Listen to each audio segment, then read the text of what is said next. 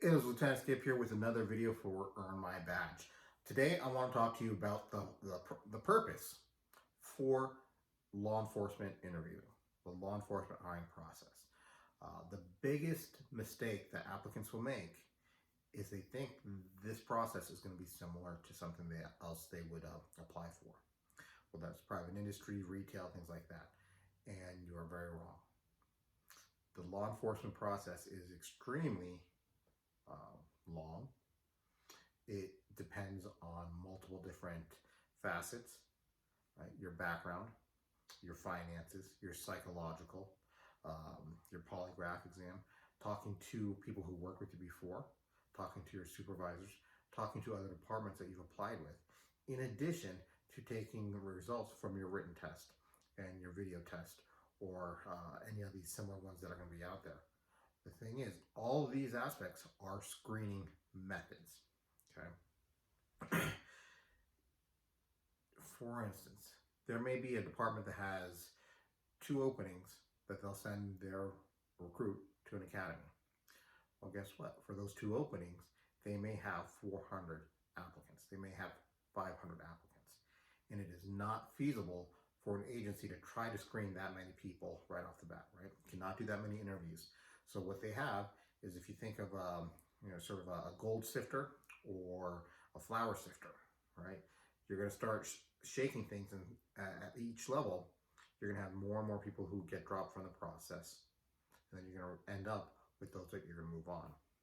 So typically, that first process that applicants run into is going to be the minimum qualifications. And what that is are qualifications to become a police officer based on each state. And it's either you meet them or you don't, okay? So there's really not much you can do about that, but that's going to be minimum qualifications. And some of those can be as simple as how old you are. Are you old enough to become a police officer? Most states it's 21. Do you have a driver's license? Have you ever been suspended? Have you been arrested for certain things? So those are going to be your automatic disqualifiers. So that's already going to eliminate people who don't meet those qualifications and take them out of the process. Now, after that, we're going to take a look at, there's going to be a version of a written video test or a police exam, okay? And these police exams, they vary from department to department, state to state. But generally, you're going to have something about reading comprehension, writing, decision making, okay? And how they do that is going to be dependent on the test. But what they will do is they'll have all the applicants take that. They will set up a cutoff score, and those who do not pass that cutoff score are removed from the process. Now you have a smaller group of people who are going to go to the next step, and that may be the physical agility test, right? So each department will have their own standards for that test. And again, those who don't make that mark are removed from the process. So now you can start to see things start to funnel down. And as the further you go in this application process, the less applicants you're going to have in the running in that mix. But that's how departments go ahead and start screening applicants. So what does that mean for you as an applicant? It means that you have to be aware of what you're coming into. You need to know at what steps it is easy to get disqualified for.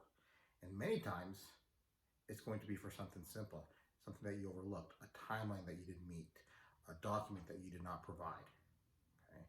But these things are in your control. So if you missed it, that's on you. And understand that these departments are not going to follow up with you to say, hey, you missed this document, you missed this deadline. You're not going to get an extension. Once that happens, you're removed from the process, okay? So it's up to you. There are a lot of things, though, that you can do as an applicant to help yourself out in being prepared for each one of those steps, and to make sure that you are one of those people who goes through that funnel to the end. And that's some things that we talk about here at Earn My Badge, through the ride-along program, through the interview prep, and through the written test prep, okay?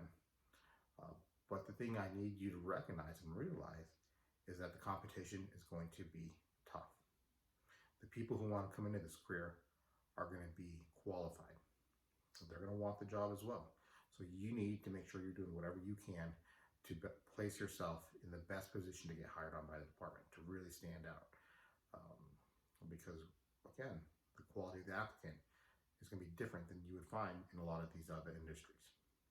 So hopefully this gives you a little understanding of the law enforcement hiring process.